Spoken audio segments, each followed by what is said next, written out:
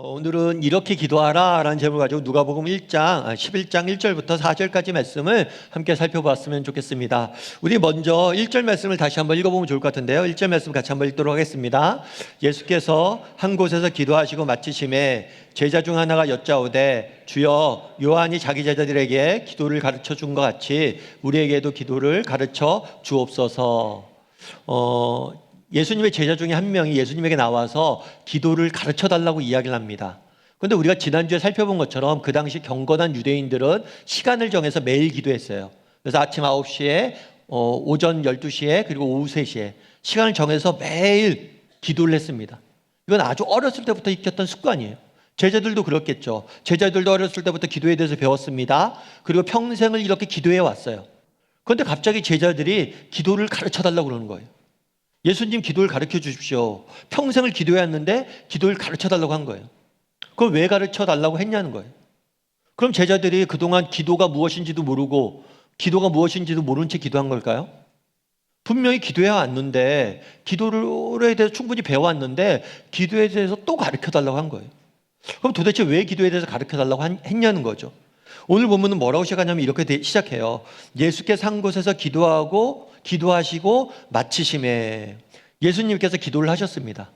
그리고 기도를 마치자 제자 중에 한 명이 기도를 가르쳐 달라고 그랬어요. 아마도 그랬던 것이 아닌가 싶습니다. 제자들은 예수님의 기도하는 모습을 봤어요. 예수님의 기도하는 모습을 보고 예수님의 기도에는 뭔가 특별한 것이 있다. 우리에게 없는 뭔가 특별함이 예수님의 기도에서 느꼈던 것 같아요. 그래서 예수님의 기도를 보고 도전을 받아서 예수님 우리에게 기도를 가르쳐 주십시오. 우리도 예수님처럼 기도하고 싶습니다 라고 그렇기 때문에 요청했던 것 같아요. 예수님의 기도를 보고 도전을 받아서 예수님처럼 기도하고 싶은 열망이 생겨서 기도에 대해서 가르쳐 달라고 한 것이 아닐까 싶습니다. 우리 중에는 정말 오랫동안 신앙생활을 하신 분들이 있을 수 있어요. 그리고 꾸준히 기도 생활을 하셨던 분들이 있을 수 있습니다. 지금도 열심히 기도하는 분들이 있을 수 있습니다. 그럼에도 불구하고 우리에게도 이 제자들이 가진 열망이 있었으면 좋겠어요. 내가 그동안 기도해 왔는데 어제도 내가 기도했는데 정말 내가 더 하나님 앞에 깊이 기도하고 싶다. 내가 더 하나님 앞에 친밀하게 기도하고 싶다. 내가 하나님 앞에 더 성숙된 기도를 하고 싶다. 내가 하나님 앞에 더 열심히 기도하고 싶다. 이런 열망들이 있었으면 좋겠어요. 그날의 제자들이 평생을 기도해왔지만 더 기도에 대해서 배우고 싶은 열망을 가졌던 것처럼 정말 우리도 정말 이러한 열망을 가지고 날마다 기도에 대해서 배우고 기도하고 기도를 통해 하나님을 더욱더 깊이 만날 수 있는 우리 모두가 되기를 주님의 이름으로 소원합니다. 오늘은 기도에 대해서 좀 살펴보길 원해요. 특별히 어떻게 하면 우리가 기도할 수 있는지에 대해서 몇 가지 이야기를 좀 나눠봤으면 좋겠어요. 기도는 우리가 크게 3가지 요소로 구성된다고 그럽니다. 뭐냐면 첫째는 위를 향한 기도예요. 그 위를 향해서 하나님을 향한 감사와 찬양이 우리의 기도에 포함되어 있어야 돼요. 그리고 또 우리 기도에 뭐가 있어야 되냐면 안을 향한 기도가 있어야 돼요. 안은 우리 자신이죠. 우리 자신의 모습을 돌아보는, 우리의 모습을 돌아보고 정직히 하나님 앞에 내려놓는 자기 성찰과 고백의 요소가 기도에는 존재해야 됩니다. 또한 위를 향해서 하나님을 향해서 감사와 찬양이 존재한다면 안을 향해서 자기 성찰과 고백이 있다면 밖을 향해서는 우리가 느끼는 인간적인 필요에 대해서 간구하고 서로를 위해서 중보하는 간구와 중보가 있어야 돼요. 이 3가지 요소가 있을 때 그 기도는 성숙된 기도다, 하나님 기뻐 받으신 기도다라고 말하는 거예요. 그날의 예수님의 기도에도 이 3가지가 있었어요. 그리고 그걸 보고 도전을 받았던 거예요. 오늘은 어떻게 기도할까 중에서 특별히 이 3가지 요소에 대해서 좀 살펴봤으면 좋겠어요. 우리 2절 말씀을 같이 한번 읽어볼까요? 같이 읽도록 하겠습니다. 예수께서 이르시되 너희는 기도할 때 이렇게 기도하라. 아버지여 이름이 거룩히 여김을 받으시오며 나라가 임하시오며. 예수님에게 제자들이 이야기합니다. 예수님 기도 좀 가르쳐 주십시오. 그랬더니 예수님께서 그렇게 얘기해요. 그래? 그럼 너희가 이렇게 기도해 라고 제일 먼저 한 게 뭐냐면 이름이 거룩히 여김을 받으시오며. 이름이 거룩히 여김을 받으시오며. 이름은 성경에서 이름은 단순한 호칭이 아니에요. 이름할 때 쓰거나 할 때 누군가를 부를 때 하는 게 호칭이잖아요. 이름은 호칭으로 사용되죠. 하지만 성경에서 이름은 단순한 호칭이 아닙니다. 한 사람의 이름은 그 사람의 인격과 성품과 그 사람의 존재와 그 사람의 모든 것을 상징적으로 보여주는 게 이름이에요. 그래서 그만큼 이름이 중요합니다. 다르게 말하면 이름이 거룩히 여김을 받는다는 건 뭐냐면 이름이 높임을 받는다는 거예요. 이름을 찬양하는 거예요. 조금 더 다르게 얘기하면 예수님께서 이렇게 이야기한 거죠. 기도 좀 가르쳐 주십시오. 그러면 너희가 기도할 때 먼저 하나님을 찬양하고 하나님께 감사의 기도를 드려라. 앞서 얘기했던 것처럼 우리의 기도 중에 하나는 뭐가 있어야 되냐면 위를 향한 요소가 있어야 돼요. 위를 향한 요소는 뭐냐면 하나님에 대한 찬양과 감사가 있어야 돼요. 예수님도 마찬가지예요. 예수님께서 기도를 가르쳐 주셨어요. 그러면서 제일 먼저 뭐라 했냐면 하나님께 찬양하고 감사하라 라고 말한 거예요. 그럼 왜 하나님에게 찬양하고 감사해야 될까요? 이 감사와 찬양은 우리의 기도를 훨씬 더 풍요롭게 만들기 때문이에요. 어느 집사님이 기도에 대해서 쓴 글을 제가 가져왔어요. 우리 같이 한번 읽어볼까요? 같이 읽도록 하겠습니다. 예전에는 쪼르르 달려가서 다짜고짜 기도 제목들부터 꺼내 놓았어요. 그런데 고칠거리와 도움이 필요한 일들을 아랠수록 마음은 더욱 불안해지고 무거워지는 것 같더라고요.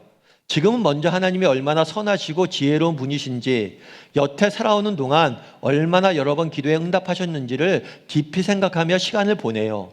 어려운 일이 있으면 주님 손에 맡기고요. 그랬더니 짐을 짊어지는 게 아니라 벗어버리는 느낌이 들어요. 무슨 얘기입니까? 우리 평소에 기도할 때 어떻게 해요? 기도해야지. 하나님 감사합니다. 하나님 이런 기도 제목이 있고 이런 기도 제목이 있고 이런 기도 제목이 있고 이런 기도 제목이 있고 쭉 기도 제목을 나열한다는 거예요.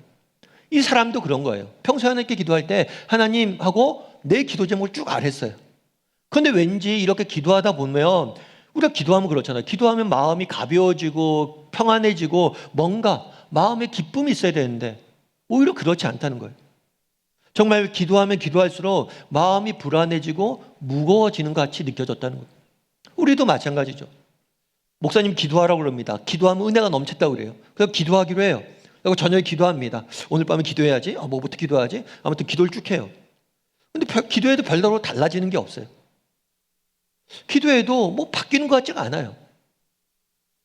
기도는 나한테 안 맞나 보다. 그래서 기도를 안 하게 된다는 거예요. 우리는 보통 기도할 때 어떡합니까? 기도의 제목들을 나열하죠. 이게 필요합니다. 이게 필요합니다. 이렇게 필요합니다. 이렇게 필요합니다. 그런데 그러다 보니까 오히려 마음이 무거워진다는 거예요. 그래서 이 사람은 그 다음에 뭘 했어요? 하나님에 대해 생각하는 거죠. 하나님의 선하심과 지혜로우심, 그리고 하나님께서 이때까지 얼마나 날 도우셨는지, 얼마나 좋은 분인지를 생각해 본다는 거예요. 다르게 말하면 하나님의 존재와 성품을 감사하고 찬양하는 거죠. 그런 다음에 기도했더니 달라졌다는 거예요. 뭐가 달라져요? 이제는 기도하면 짐이 벗어지는 것 같다는 느낌을 든다. 정말 이렇게 하나님에 대해서 감사하고 찬양한 다음에 기도하니까 정말 용기를 얻게 되고 정말 힘을 얻게 된다. 이렇게 이야기하는 거예요. 여러분, 왜 우리의 기도의 능력이 사라집니까? 왜 나는 기도해도 이렇게 변화를 맛보지 못합니까? 왜 나에게는 기도의 은혜가 없습니까? 라고 생각할 수 있는데, 그러면 여러분들 한번 점검해 보세요. 여러분의 기도 가운데 얼마나 감사와 찬양이 있었는지. 정말 우리의 기도의 힘이, 능력이 사라지는 이유가 우리의 기도 가운데 감사와 찬양이 없기 때문 아니냐는 거예요. 그래서 예수님께서 기도를 가르쳐 달라고 하니까 뭐라고 이야기해요? 이름이 거룩히 여김을 받으시오며 나라가 임하옵소서라고 먼저 기도하라는 거예요. 하나님의 이름을 찬양하고 그분에게 감사를 드리라는 거예요. 그럼 왜 감사와 찬양을 드리면 기도의 능력이 생깁니까? 감사와 찬양을 드릴 때 우리의 시선이 하나님에게 맞춰지기 때문이에요. 내가 아니라 하나님에게, 내 앞에 있는 문제가 아니라 문제 뒤에서 일하시는 하나님께 우리의 시선이 맞춰지기 때문에 우리의 기도의 능력이 생기는 거예요. 감사와 찬양은 우리의 시선을 교정하는 작업이에요. 우리의 시선을 하나님께 맞추는 작업이에요. 내 인생의 문제가 아니라 문제보다 크신 하나님, 내가 아니라 나보다 능하신 하나님, 나보다 지혜로우신 하나님, 선하신 하나님께 맞추는 작업이기 때문에 그런 거예요. 우리도 그럴 수 있어야 된다는 거죠. 지난주에 우리 큰딸이 대학교 입학식이 있었습니다. 그래서 저도 입학식을 갔어요. 물론 그렇다고 해서 입학식 행사에 참여한 건 아니고 가서 이제 교정에서 사진만 찍고 돌아왔는데, 사진 찍고 밥 먹고 돌아왔는데, 대학교 가서 이렇게 사진 찍다 보니까 옛날 제가 대학교 다닐 때 생각이 많이 나더라고요. 근데 제가 대학교 졸업할 때 우리나라에 뭐가 터졌냐면 IMF가 터졌어요. 국제 구제 금융으로부터 돈을 빌린 거죠. 다르게 말하면 국가가 부도가 난 거예요. 더 이상 달러 돈이 없어요. 그래서 외국에서 돈을 빌려온 거예요. 그래서 그날을 뭐라고 하냐면 국가 부도의 날이에요. 국가가 부도가 난 거예요. 여러분, 국가가 부도가 났다고 생각해 보세요. 회사들과 모든 사람들이 다 힘들죠. 회사도 도산하고 정리해고하고. 근데 제가 그때 4학년이었어요. 4학년이니까 갑자기 열심히 취업을 위해서 열심히 준비했는데 회사가 망하게 생기니까 사람들 뽑지 않는 거예요. 그래서 저도 이제 언론사나 또 광고기획사나 이런 데 원서를 넣었죠. 넣어서 마지막 사장단 면접까지 갑니다. 그럼 사장단 면접까지 갔는데 거기서 안내하신 분이 그런 얘기를 해요. 여러분들은 이미 작년 같았으면 다 뽑을 사람들이었다고. 이미 합격이라고. 여러분들 여기까지 온 사람들은. 그런데 여러분들 중에서 몇 명을 뽑을지, 누굴 뽑을지 모르겠다고. 한 명도 안 뽑을 수도 있다고. 그만큼 나라 경제가 다 힘들어진 거예요. 정말 그동안 열심히 수고했고 그랬는데 정말 이제 졸업을 해서 취직을 해야 되는데 취직할 데가 없는 거예요. 뽑지를 않으니까. 열심히 준비했냐 아니냐 중요한 게 아니에요. 그냥 안 뽑는 거예요, 아무도. 너무나 힘들었죠. 절망스러웠죠. 그런데 그때 저를 지켰던 것이 있는 것 같아요. 그건 뭐냐면 저희 이제 집에, 저는 그때 강남교회라는 교회를 다닐 때였는데 저희 노량진역에서 이제 저희 집까지 가려면 강남교회라는 교회를 반드시 거쳐 갔어야 돼요. 그리고 교회는 기도실이 있었어요. 사실 뭐 저희 집이 넉넉한 형편도 아니었고 집에 가면 제 방이 있는 것도 아니고 집에 가서 조용히 뭐 말씀을 본다고 해도 기도할 수 있는 공간이 없어요. 그러다 보니까 제 습관이 어떤 게 있었냐면 그 당시에 기도실에 꼭 들렸다. 집에 가기 전에는 교회 기도실에 들렸다 기도하고 올라가는 습관이 있었어요. 그걸 대학교 때부터 이제 신앙생활 갖게 되면부터 제가 익힌 거죠. 근데 그 기도의 습관이 저를 지켰던 것 같아요. 정말 힘들고 막막했는데 정말 저녁에 집에 가기 전에 기도실에 기도하고 올라가다 보면 힘이 나는 거죠. 용기를 얻게 되는 거예요. 그 기도 시간이 저를 지켰던 것 같아요. 그런데 기도실 가서 제가 늘 했던 게 있어요. 기도실 가서 딱 앉으면 제일 먼저 찬양을 합니다. 찬양을 부른 다음에 기도를 했어요. 그때 즐겨 불렀던 찬양이 어떤 찬양이냐면 오직 주만이라는 찬양이에요. 찬양 가사가 이런 거예요. 나의 영혼이 잠잠히 하나님만 바라며 나의 구원이 그에게서 나는도다. 나의 영혼아 잠잠히 하나님만 바라라. 나의 소망이 저에게서 나는도다. 오직 주만이 나의 반석 나의 구원이시니 오직 주만이 나의 산성 내가 요동치 아니하리다. 특별히 나의 영혼아 잠잠히 하나님만 바라라. 자기 영혼에게 명령하는 거죠. 정말 인생의 문제 앞에서 고난 앞에서 휘몰아치는 거예요. 상황이 하나 달라지지 않아요. 그런데 그 순간에 정말 내가 하나님을 바라보길 원합니다. 이렇게 이 찬양을 부르고 기도했던 것 같아요. 그래서 이 찬양이 굉장히 힘이 됐던 것 같아요. 근데 한 번 저희 교회 이제 청년부 누나가 그러더라고요. 야, 승원아, 너 기도실에서 맨날 기도하지. 특별히 찬양 부르고 기도하지. 야, 찬양 부르고 기도한 너의 모습 보는데 내가 은혜가 많이 되더라. 근데 승원아, 찬양을 좀 잘 불렀으면 좋겠다. 네, 너무 노래를 못하니까 찬양을 잘 불렀으면 좋겠다 그러더라고요. 여러분, 정말 여러분들 기도할 때 우리 21일 동안 기도하거나 기도할 때 뭘 하냐면 정말 하나님 앞에 찬양하고 기도해 보세요. 내가 감사와 찬양이 뭔지 모르겠다. 그러면 여러분 아는 찬양 있잖아요. 아무거나. 아는 찬양 한 곡 부르고 기도하세요. 정말 그 찬양을 못 불러도 돼요. 듣는 사람도 없는데 어때요? 여러분 정말 진심을 다해서 부르고 기도해 보세요. 정말 그러면 기도의 능력, 여러분이 기도에 달라지는 걸 느끼게 될 거예요. 정말 그날에 예수님께서 그러잖아요. 이름이 거룩히 행을 받으시고 나라가 임없이며 라고 기도하라고. 우리가 먼저 하나님 앞에 감사하고 찬양한 이후에 기도하라는 거. 그랬을 때 우리의 기도의 능력을 맛보게 될 것입니다. 바라기는 우리 다음의 식구들이 정말 하나님 앞에 감사하고 찬양함으로 기도할 줄 아는 저나 여러분이 되기를 주님의 이름으로 소원합니다. 첫 번째 기도의 요소가 뭐냐면 위를 향해서 찬양하고 감사하는 거예요. 그리고 두 번째 기도의 요소는 뭐냐면 안을 향해서 내 자신을 향해서 성찰하고 고백하는 거예요. 자기를 돌아보고 고백하는 거예요. 우리 4절 말씀을 같이 한번 읽어볼까요? 같이 읽도록 하겠습니다.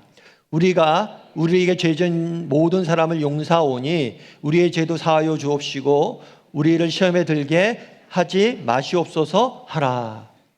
다르게 말하면 짧게 얘기하면 죄 사함을 위해서 기도하라는 거예요.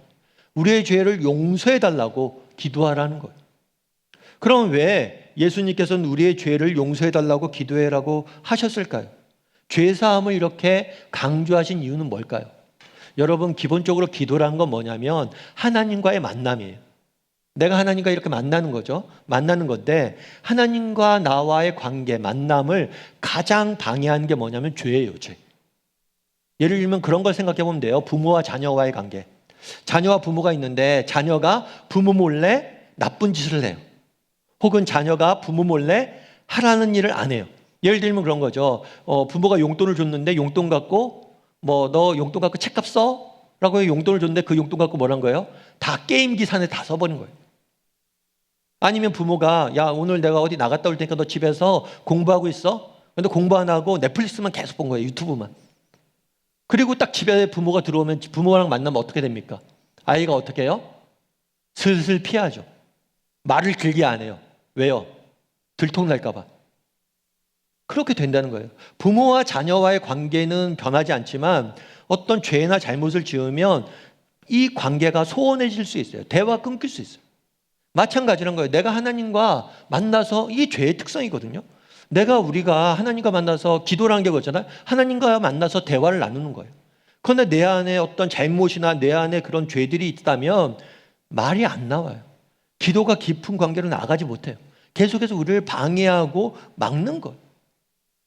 그래서 예수님 뭐라고 얘기하냐면, 정말 너희가 기도를 통해서 더 깊은 하나님과의 관계를 누리고 싶다면, 은혜를 맛보고 싶다면, 내가 정말 하나님 앞에 기도하는 것처럼 깊이 이렇게 기도하는, 너희가 봐서 가르쳐 달라고 그랬는데, 그 내가 한 것처럼 그렇게 깊이 하나님을 만나고 싶다면 먼저 너희 자신의 모습을 정직히 돌아보고 하나님 앞에 잘못된 모습을 내어놓고 고백하고 기도할 줄 알아야 된다는 거예요. 그렇게 하라고 가르친 거예요. 그런데 우리가 여기서 한 가지 기억할 것이 있어요. 우리 요한일서 1장 9절 말씀을 같이 한번 읽어볼까요? 같이 읽도록 하겠습니다. 만일 우리가 우리의 죄를 자백하면 그는 미쁘시고 의로우사 우리의 죄를 사하시며 우리를 모든 불의에서 깨끗하게 하실 것이요. 우리가 죄 용서를, 하나님께서는 우리의 죄를 용서하시고 사하시고 용서하신다는 거거든요. 우리의 죄를 용서하시고 우리를 모든 불의에서 깨끗하게 하실 것이다. 우리의 죄를 용서하시고 우리를 회복시키실 것이다. 원래 깨끗한 모습 그대로 회복시킬 것이다. 이런 약속을 주셨어요. 그런데 이 용서함을 받고 회복하게 되는 방법은 뭐예요? 너희의 죄를 자백하며, 너희의 죄를 고백하면 하나님께서 죄를 용서해 주고 뭘 할 것이다? 회복시킬 것이다 라고 이야기를 하는 거예요. 그래서 우리가 할 수 있는 건 한 가지밖에 없어요. 뭐예요? 고백하는 거예요. 하나님 앞에 고백하는 거예요. 이 하나님 앞에 드리는 고백은 두 가지 요소가 담겨져 있어요. 하나는 뭐냐면 인정. 하나님, 내게는 이런 문제가 있습니다. 내 안에 이런 문제가 있습니다라고 인정해요. 자기 모습을 돌아보고 내 안에 있는 문제를 인정하는 거예요. 그런 다음에 요청, 고백에는 요청이 담겨져 있어요. 어떤 요청이냐면 도와주십시오. 내 안에 이런 문제가 있는데 이 문제는 내가 해결할 수 없습니다. 하나님, 저 좀 도와주세요. 그래서 우리가 기도할 때 하나님께 감사와 찬양을 올려드려야 됩니다. 그리고 또 한 가지 기도할 때 뭐가 필요하냐면 내 자신의 모습을 정직히 돌아보고 내 안에 있는 문제를, 내 안에 발견한 그 아픔을, 상처를 하나님 앞에 내려놓는 작업들이 필요하다는 거. 그랬을 때 하나님께서 우리를 고치시고 우리를 회복시킬 거예요. 여러분, 코리 덴붐 여사라는 분이 계세요. 이분 같은 경우 제가 설교 때도 종종 말씀을 드리죠. 이분은 2차 세계대전 당시에 유대인을 숨겨줬어요. 유대인을 숨겨줬기 때문에 나중에 이 사실이 나치에 의해서 발각됩니다. 그래서 나치의 포로 수용소에 보내지게 돼요. 온 가족이 포로 수용소에 끌려간 거죠.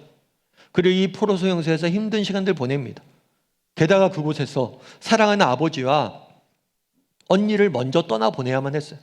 아버지, 언니가 혹독한 그런 고문에 못 이기고 죽음을 맞이한 거죠. 얼마나 괴롭겠어요. 얼마나 고통스럽겠어요. 다행히 전쟁이 끝나고 이분은 포로 수용소에서 풀려나게 됩니다. 그런데 그 다음이 더 놀라워요. 전쟁 때는 약자였던 유대인들을 도와줬습니다. 그러니까 전쟁이 끝난 다음에 뭘 했냐면 이 사람이 독일 사람들을 도와주길 원했어요. 독일이 이제 패장국이잖아요. 그러니까 어쩌면 독일이 이제 약자가 된 거잖아요. 그들을 돕는 사역들을 한 거예요. 전쟁 중에는 유대인을 도와줬지만 전쟁 후에는 독일인들을 돕는 사역을 한 거예요. 그래서 독일 지역을 다니면서 복음을 전하고 평화의 메시지를 전하고 용서의 메시지를 전하고 그랬어요. 그런데 한 번은 독일 어느 교회 가서 이렇게 메시지를 전하는데 설교를 하는데 거기에 청중 한 명이 눈에 들어오더래요. 근데 그 청중이 누군가 딱 봤더니만 자기가 포로 수용소에 있었을 때 간수예요. 내 담당 간수.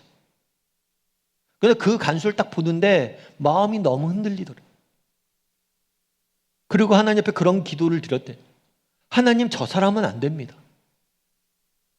저 사람은 제가 차마 용서할 수 없습니다. 저 사람은 용서할 수 없으니까 저 사람이 나를 아는 척 안 하게 해달라고. 근데 집회가 끝나면 사람들이 와서 인사하잖아요. 인사하는데 그 사람이 걸어오더래요. 계속 기도했대. 하나님, 정말 저 사람 안 됩니다. 그냥 지나가게 해달라고. 근데 자기 앞에 와서 인사를 하더래요. 그래서 그때 자기도 인사하고 손을 악수를 하는데 그때 정말 그 사람을 그 순간 진정으로 내가 용서하게 됐다라고 이야기를 하더래요. 여러분, 이렇게 코리덴 부분 여사처럼 믿음이 좋은 사람도 내 안에 해결되지 않은 문제들이 있을 수 있어요. 내 안에 미움이 있을 수 있고요. 내 안에 헛된 세상 욕심들이 있을 수 있어요. 내 안에 헛된 세상 자랑들이 있을 수 있고요. 내 안에 불필요한 자기 연민이 있을 수 있어요. 그런데 그런 것들을 우리 삶 가운데 늘 느끼잖아요. 우리 안에 존재함을 보잖아요. 그런 것들 하나님 앞에 가져가라는 거예요. 가져가서 하나님, 제가 오늘 살았는데 이런 것들이 내 안에 있습니다. 정말 내 안에 이런 것들을 발견합니다. 하나님, 이것들을 고쳐주시옵소서. 이렇게 기도할 수 있어야 된다는 거예요. 그랬을 때 하나님께서 우리의 삶 가운데 들어오셔서 일하는 거예요. 여러분, 우리 다음의 식구들이 우리 기도 가운데도 이런 고백의 시간들이 있었으면 좋겠습니다. 하나님, 내 안에 이런 아픔이 있습니다. 내 안에 이런 상처가 있습니다. 내 안에 이런 문제가 있습니다. 이걸 당신이 만져주시고 고쳐주길 원합니다. 이렇게 기도할 수 있었으면 좋겠어요. 그랬을 때 하나님께서 우리를 회복시켜 주실 거예요. 우리를 용서해 주시고 우리를 회복시켜 주실 거예요. 그런 믿음을 가지고 정말 하나님 앞에 기도할 때 정말 고백의 기도를 드릴 줄 아는 저나 여러분이 되기를 주님의 이름으로 소원합니다. 첫 번째로는 위를 향한 감사와 기도예요. 찬양이에요. 두 번째는 안을 향한 고백과 성찰과 고백이에요. 그리고 세 번째는 뭐냐면 밖을 향한 간구와 중보예요. 다르게 말하면 우리의 필요를 하나님께 아뢰 수 있어야 된다는 거예요. 우리 3절 말씀을 같이 한번 읽어볼까요? 같이 읽도록 하겠습니다. 우리에게 날마다 일용할 양식을 주시옵고, 2절에서 이름이 거룩히 여김을 받으시오며, 이게 바로 감사와 찬양이에요. 4절에서 죄를 용서해 달라고, 이게 고백과 성찰이에요. 그리고 3절은 뭐냐면 간구와 중보예요. 일용할 양식을 위해서 기도하라라고 되어 있어요. 여러분, 우리가 기독교에 대해서 우리가 갖고 있는, 기도에 대해서 갖고 있는 오해가 있어요. 그건 뭐냐면 하나님이 기뻐하시는 기도는 영적인 기도를 기뻐하신다. 예를 들어서 세계 선교를 위한 기도, 교회를 위한 기도, 나라를 위한 기도, 이런 것만 기뻐하신다라고 생각하기 쉬워요. 그리고 육적인 기도, 뭐 내가 우리 자녀들 입시를 위해서 기도한다거나 아니면 내가 정말 직장에서 돈 많이 벌게 해달라고 기도한다. 이런 것들은 굉장히 하급한 기도라고 생각하기 쉬워요. 그런데 그건 그렇지 않아요. 그거는 플라톤주의에서 나온 가르침이지 기독교가 말하는 가르침은 아니에요. 기독교에서 뭐라고 이야기해요? 양식을 위해서 기도하라고 그래요. 너희의 먹고 사는 문제를 위해서. 정말 이 양식이라는 건 단순히 먹는 것뿐만이 아니라 이 땅을 살면서 우리에게 필요한 것들이 많잖아요. 먹고 마시는 것, 그 다음에 입는 것, 직장, 학교, 또 좋은 만남, 그리고 매 순간순간의 관계, 인간관계, 모든 게 이 땅을 살면서 필요하잖아요. 그런 것들을 위해서 뭐 하라는 거예요? 기도하라는 거예요. 그래서 우리가 뭘 할 수 있어야 되냐면 기도할 수 있어야 돼요. 뭘 위해서 기도할 수 있어야 돼요? 건강을 위해서, 경제적인 필요를 위해서, 자녀의 미래를 위해서, 관계 회복을 위해서, 연애와 결혼을 위해서, 출산을 위해서. 정말 우리가 매 순간 부딪히는 삶의 잘잘한 문제, 크고 작은 문제를 위해서 우리가 기도할 수 있어야 돼요. 왜냐하면 그걸 기도하라고 가르쳤기 때문이에요. 그래서 너무 우리가 기도할 때 잘못된 기도 드리는 것 중에 하나는 뭐냐면 너무 형이상학적인 기도만 하는 거예요. 너무 아름다운 기도만 하려고 하는 거예요. 그러지 마세요. 여러분, 정직히 필요하면 필요하다고 기도해야 돼요. 하나님, 돈 필요합니다. 먹을 거 필요합니다. 기도해야 돼요. 정말 우리가 느끼는 필요들을 기도할 수 있어야 돼요. 특별히 오늘 본문에 뭐라고 되어 있습니까? 날마다 기도하라고 했어요. 날마다 일용할 양식을 주시고. 여러분이 날마다 기도할 수 있어야 됩니다. 매일매일 하루하루 살아가는 게 내 힘이나 능력으로 살아갈 수 있는 게 아니에요. 오늘 하루 하나님의 도우심이 없이는 우리는 살 수 없습니다. 하나님 오늘도 도와주세요. 오늘도 이것이 필요합니다. 하나님 오늘도 이것이 필요합니다. 오늘도 먹을 것이 필요합니다. 오늘도 이런 것들이 필요합니다. 매일같이 기도하라고 말씀하시는 거예요. 날마다 기도할 수 있어야 돼요. 그래서 앞서 이야기했던 것처럼 우리가 기도의 21일을 하는 거예요. 우리가 정말 날마다 기도했으면 좋겠어요. 날마다 우리 하나님의 도우심이 필요하잖아요. 하나님이 도와줘야지만 날마다 우리 먹고 살 수 있잖아요. 그래서 정말 날마다 하나님의 도우심을 좀 구할 수 있었으면 좋겠어요. 특별히 또 뭐라고 되어 있습니까? 우리에게. 여러분 기도할 때 자기만을 위해서 기도하지 마세요. 여러분 가끔 제가 그런 얘기 듣습니다. 목사님 기도하는데요. 저는 기도하다 보면요. 맨날 반복되는 기도고 기도하다 보면 기도 드릴 것도 없어요. 매일 똑같은 기도만 드리게 돼요. 사실 그렇죠. 우리의 삶이 매일매일 변하지 않습니다. 여러분 우리의 삶이 매일매일 새로운 문제가 생기고 매일매일 문제가 생기면 어떻게 살아요? 오늘의 짐도 무거워 죽겠는데 내일 새로운 짐이 오면 어떻게 해요? 매일 똑같은 짐을 지고 사니까 기도가 비슷할 수 있어요. 그런데 우리의 기도가 풍성해지는 방법이 뭐냐? 우리를 위해서 기도해야 돼요. 나만을 위해서 기도하면 기도 제목이 별로 없어요. 그런데 내 주변에 있는 사람을 위해서 기도하다 보면, 나라를 위해서, 교회를 위해서, 공동체를 위해서 기도하다 보면 우리의 기도가 풍성해지는 거예요. 그런데 우리의 기도는 뭡니까? 우리를 위해서 기도하지 않는 거예요. 우리에게 일용할 양식을 달라고. 우리의 필요, 우리 옆사람, 내가 아는 집사님 정말 건강 때문에 힘든데 그분을 위해서도 기도할 줄 알고 이렇게 기도할 줄 알아야 되는 거예요. 그래서 날마다 일용할 양식을 위해서 기도할 수 있어야 돼요. 여러분 앞서 얘기했던 것처럼 오늘 기도의 20일을 나눠드렸죠. 여러분 기도의 20일을 보면 이렇게 되어 있습니다. 그래갖고 날짜가 적혀져 있어요. 날짜가 적혀져 있고 말씀이 한 구절 적혀져 있고 기도문이 써 있어요. 근데 우리 중에 난 기도 잘 모르겠다, 기도 잘 못하겠다, 그러면 이 기도문 한번 읽고 여러분 그냥 기도하시면 돼요. 짧게라도. 그리고 또 기도할 때 시간을 정해서 2번, 아침과 저녁. 이번 21일 기간 중에는 딱 하루에 2번은 기도했으면 좋겠어요. 제가 유대인들처럼 3번 할까? 지난주에 얘기했던 것처럼 무슬림처럼 그냥 정말 3번, 4번 할까 하다가 우리한테 너무 과한 욕심인 것 같아서 딱 2번. 아침이랑 저녁. 딱 2번만 시간 정해서 여러분 기도하고 체크 한번 해보세요. 21일 동안. 그리고 기도할 때 여러분 오늘 배웠죠. 감사하기, 고백하기, 간구하기. 그래서 감사하기 같은 경우에는 하나님에 대해서, 여러분들이 아는 하나님에 대해서 하나님은 자비로우신 분이야. 하나님은 젊은 날 내 기도에 응답하셨던 분이지. 이렇게 하나님에 대해서 여러분들 감사와 찬양을 적어보세요. 아무거나 편하게. 그리고 고백하기. 내 안에 조금 문제나 아픔이나 상처나 뭔가 고쳐야 될 게 없나? 오늘 하루를 살았는데 좀 내 안에 분노가 좀 있었어. 하나님 제 안에 오늘 분노가 있었습니다. 이걸 만져주시길 원합니다. 그리고 간구하기. 정말 여러분들이 매일 필요로 하는 것들. 하나님 직장 내에 이런 문제가 있습니다. 정말 직장 상사가 너무 괴롭히는데 정말 피할 길을 주십시오. 뭐 이런 기도 제목들을 적으란 거예요.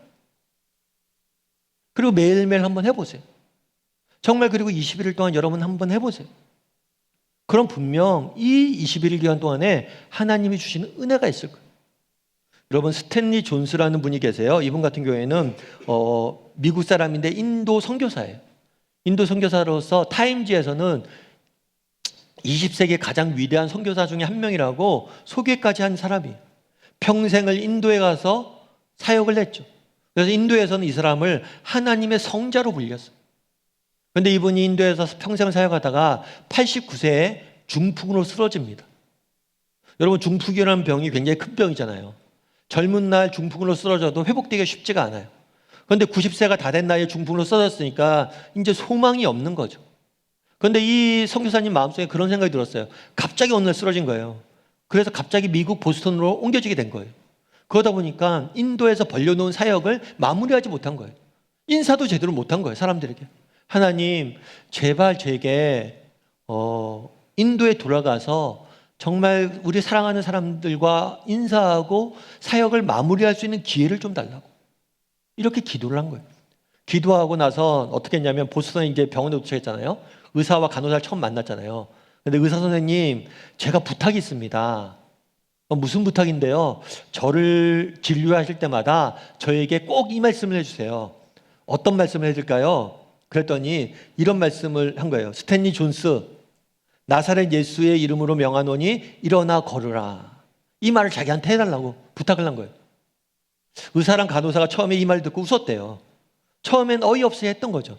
그런데 90세 나이 드신 90세 나이 먹은 이런 노인이 간절히 부탁하니까 그냥 들어줬대요. 그래서 이제 진료하기 전에 스탠리 존스 예수 그리스도의 이름을 명하노니 일어나 걸으세요 라고 이야기하고 저 처방도 주고 상황도 묻고 그렇게 했다고 그러더라고요. 그런데 정말 이렇게 해서 병투병을 해서 감사하게도 6개월 만에 회복되었어요. 그리고 인도에 가서 잘 마무리하고 돌아올 수 있는 기회를 하나님께서 주신 거죠. 여러분, 처음에 예수님의 이름으로 명하노니 일어나 걸으라 그 얘기했을 때 사람들이 웃어줄지 모르죠. 어이없어 생각했을지 모르죠. 하지만 정말 믿음을 갖고 하니까 하나님이 또 다른 기회를 주셨잖아요. 우리 21일 동안 기도했으면 좋겠어요. 물론 그 기도 제목 중에서 모든 게 응답되지 않을 수도 있어요. 하지만 정말 소망을 갖고 기도했으면 좋겠습니다. 여러분들이 21일 동안 기도 제목을 적고 기도해 보세요. 그리고 나중에 그걸 한번 돌아보세요. 과연 하나님께서 우리의 기도 제목에 어떻게 응답하셨는지, 정말 우리의 기도를 듣고 하나님께서 내 삶 가운데 어떻게 일하셨는지 여러분들이 확인할 수 있을 거예요. 아니, 저는 그런 믿음이 있어요. 여러분들 오늘 나눠드린 기도 노트 그냥 쓰지 마시고 그냥 버리지 마시고 매일 해서, 뭐 어떤 분은 그러더라고요. 그건 저희가 기도 노트 작년에 나눠주니까 그냥 일기처럼 그날 있었던 일들 그냥 일기처럼 느낀 자기 생각이나 그런 것들을 이제 썼대요. 일기처럼. 그것도 좋아요. 여러분들 그 여백을, 빈칸을 그냥 두지 마시고 한번 여러분 뭐든지 적어보세요. 그러면 그것이 우리의 인생을 바꿔갈 거예요. 그래서 21일 동안 정말 하나님께서 주시는 기도의 능력과 은혜를 맛보는 저나 여러분이 되기를 주님의 이름으로 소원합니다.